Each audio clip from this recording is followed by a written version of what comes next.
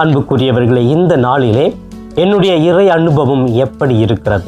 இறைவனோடு இயேசுவோடு தங்கி இருப்பவர்களுக்கு அநேக அற்புதங்கள் நடப்பதை நாம் பார்க்கிறோம். அப்போ அவரோடு தங்கி இருந்தாலும் அற்புதம் நடக்கும்.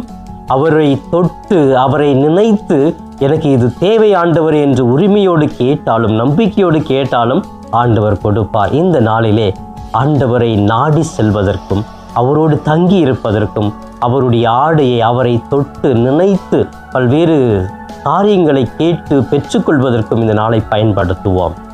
கண்களை மூடி ஜெபிக்கலாமே. எங்கள் தாயும் தந்தையுமான இறைவா, இந்த புதிய நாளுக்காக நன்றி கூறுகிறோம். இந்த ஒரு புதிய நாளை மகிழ்ச்சியோடு காண செய்த கிருபைக்காக நன்றி கூறுகிறோம்.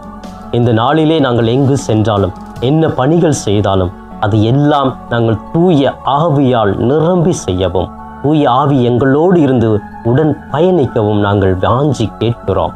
இதோ